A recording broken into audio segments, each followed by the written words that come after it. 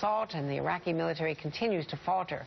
They say they're pushing back today, but I'm joined now by Senator Tim Kaine of Virginia, who serves on both armed services and foreign relations.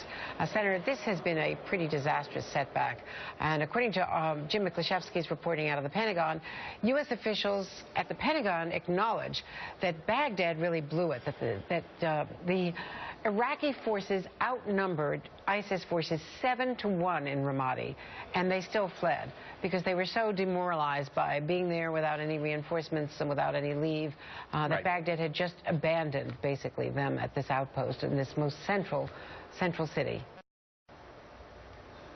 Andrea, no, very, very troubling. You know, it was the case when the president started the bombing campaign, U.S. military engagement in August. ISIL was fleeing across Iraq with nothing to stop them. And the U.S. military support and the work of both the Iraqi military and the Kurdish Peshmerga has turned it into more of a stalemate, stopped that free flow across Iraqi territory. But no, there's no way to say this is a success. This is a real setback, and it's got to call forth, especially within the region. The U.S. can't police a region that won't police itself. And so within Iraq and within partners in the region, there has to be a real gut check about whether they want to face off against this terrorist threat, which is born and bred in the region. If they do, of course, we're going to be in there supporting. We've done more than 80% of the bombing campaigns, but this is a regional problem, and the region has to take it head on. And they left behind, the Iraqi army left behind American tanks, a half dozen tanks, about 100 vehicles in all, including APCs. You know, now ISIS has all of this military arsenal from the Iraqi forces.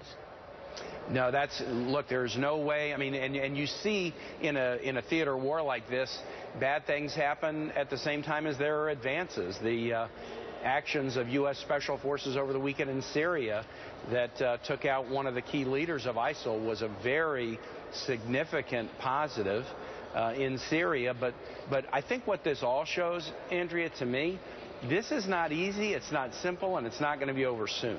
And the fact that we're in the 10th month of a war that the U.S. started on August 8th, and there hasn't been any meaningful debate in the House, and save for one committee vote in the Senate in December, there's not been any meaningful debate about Congress trying to work with the executive to scope U.S. involvement and define the mission so we can support the troops who are over there risking their lives. What this last weekend showed is that with urgency now, Congress should be addressing this.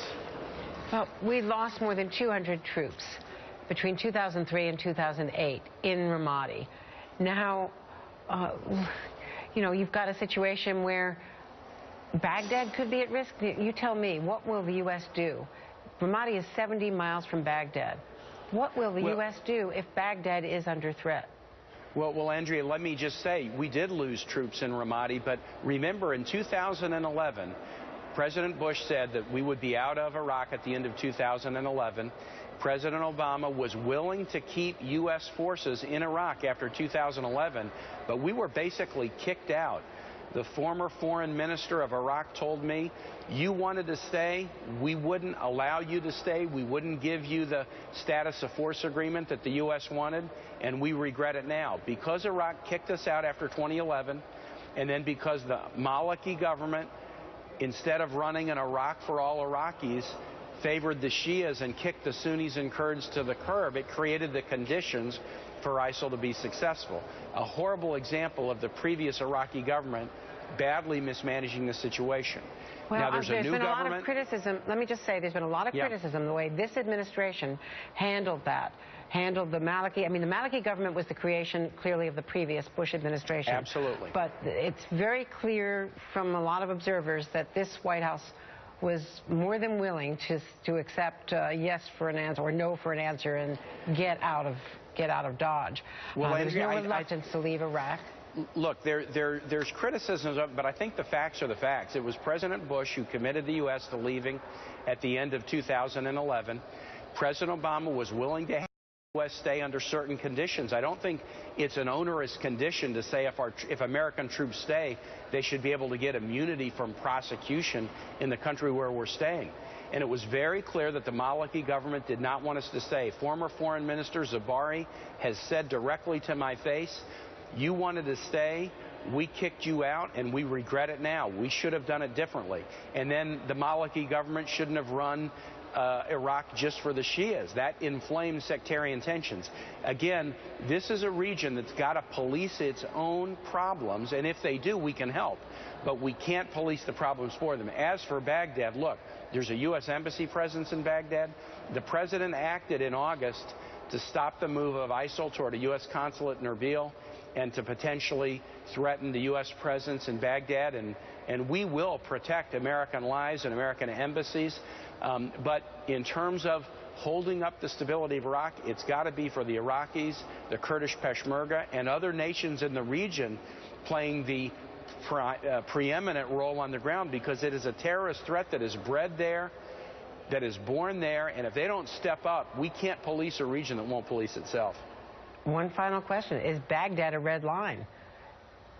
Do we abandon the embassy if they are threatened, or do we protect Baghdad?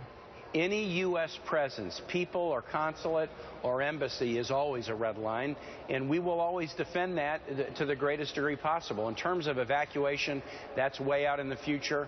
That's something that we only do as a last resort. We had to do that recently in Yemen as that government was destabilized. We're certainly going to do all we can to keep the situation in Iraq from destabilizing.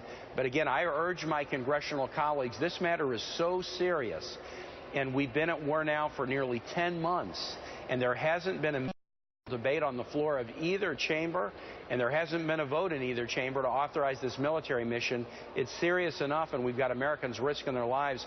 Congress ought to do their job and debate and define what America's military role is. Thank you so much, Senator Kaine. Thanks for your call to action here. Really appreciate it. And we have breaking